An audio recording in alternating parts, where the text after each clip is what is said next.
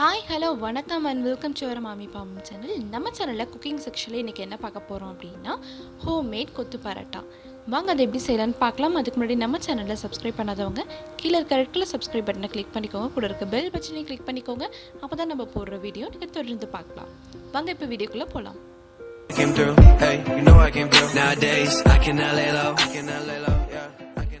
நம்ம ஹோம்மேட் கொத்து பரோட்டா செய்கிறதுக்கு என்னென்ன இன்க்ரீடியன்ட்ஸ்னு பார்த்துடலாம்.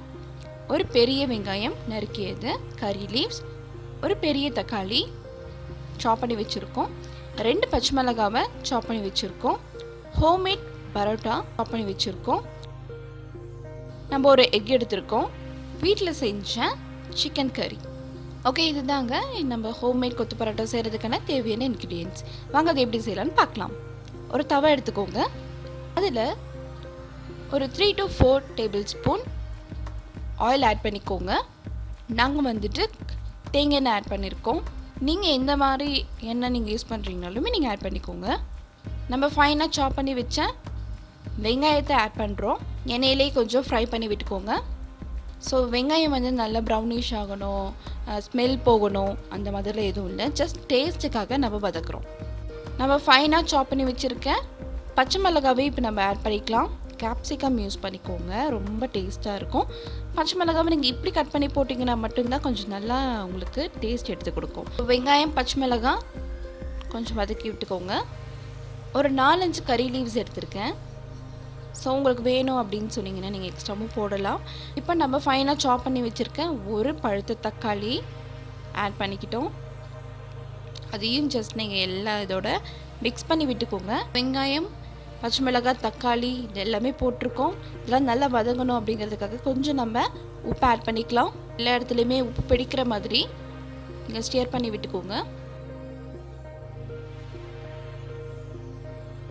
இப்போ நம்ம என்ன பண்ண போகிறோம் அப்படின்னு சொன்னால் நல்லா சாப் பண்ணி வச்சுருக்க ஹோம்மேட் பரோட்டாவை ஆட் பண்ணிக்க போகிறோம்.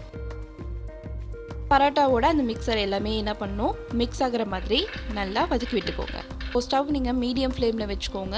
ஃபஸ்ட்டு நம்ம ஒரு 2 பரோட்டாக்கு நம்ம எவ்வளோ தேவைப்படுது அப்படிங்கிற மாதிரி தான் நம்ம பார்த்து எடுத்துருக்கோம்.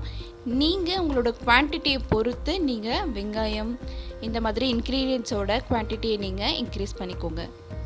நம்ம டிஃப்ரெண்ட்டான ரெசிபிஸ் எல்லாமே நம்ம சேனலில் போட்டுட்டு வந்துகிட்டே இருக்கோம். ஸோ தொடர்ந்து பாருங்கள். நீங்கள் கேட்குற வீடியோஸ் எல்லாமே நாங்கள் ஷோராக அப்லோட் பண்ணுறோம். ஷேர் பண்ணிகிட்டு இருக்கும்போதே அந்த ஸ்மெல் வந்து உங்களுக்கு டிஃப்ரென்ஸ் தெரியும். இந்த ரெசிபி வந்து பிடிக்காதவங்க யாருமே இருக்க மாட்டாங்க. பட் நம்ம ஹோம்மேட்டில் எவ்வளோ சிம்பிளாக நம்ம பண்ண முடியும் அப்படிங்கிறது தான் போட்டிருக்கோம். உங்ககிட்ட வந்து கேப்சிகம் இருக்குது, கேபேஜ் இருக்குது, கேரட் இருந்தால் கூட நீங்கள் ஆட் பண்ணிங்கன்னா அவ்வளோ டேஸ்ட்டாக இருக்கும். பரோட்டா வந்து எல்லா இடத்துலையும் மிக்ஸ் பண்ணி வச்சுட்டோம். இப்போ நம்ம ஒரே ஒரு எக்கு தான் நம்ம எடுத்திருக்கோம். இந்த எக்கை லைட்டாக நம்ம என்ன பண்ண போகிறோம் அப்படின்னு சொன்னால் எல்லா இடத்தோட மிக்ஸ் பண்ணி விட போகிறோம். நம்ம ஜஸ்ட் வதக்கி விட்டுக்கிட்டே இருக்க போகிறோம். எல்லாமே நல்லா மிக்ஸ் ஆகிடுச்சு. இப்போ நம்ம வீட்டில் பண்ண ஹோம்மேட் சிக்கன் கறி அதை நம்ம கொஞ்சம் ஆட் பண்ணிக்கோங்க, மிக்ஸ் பண்ணி விட்டுக்கோங்க. ஸோ இதில் சிக்கன் கறி மட்டும்தான் ஆட் பண்ணுமா அப்படின்னு சொல்லி கேட்டிங்கன்னா கண்டிப்பாக மட்டன் கறி நீங்கள் வீட்டில் சண்டேலாம் கண்டிப்பாக நான்வெஜ் எடுப்பீங்க.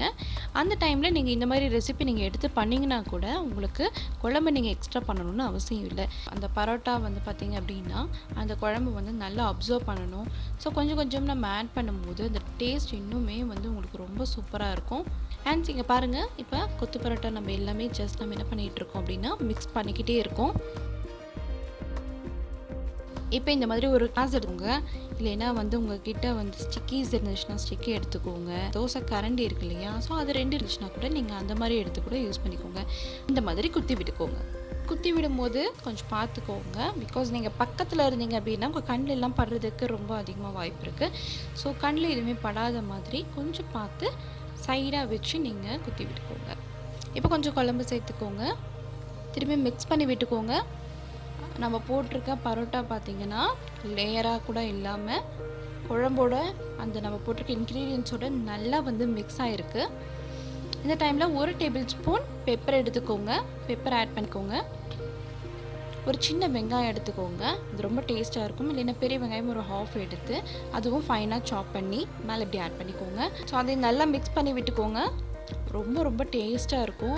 கொத்தமல்லி இலையை மேலே தூவி விட்டுக்கலாம் தான். ஸோ நம்ம வீட்டை ஹோம்மேட் கொத்து பரோட்டா ரெடி ஆகிடுச்சு. ஹோம்மேட் பரோட்டாவும் அண்ட் நிறைய பேர் சாஸ் கேட்டிருந்தீங்க, டொமேட்டோ சாஸ் எப்படி பண்ணீங்க அப்படின்னு சொல்லிட்டு. கண்டிப்பாக அந்த வீடியோவும் நாங்கள் உங்களுக்கு ஃபியூச்சரில் அப்லோட் பண்ணுறோம்.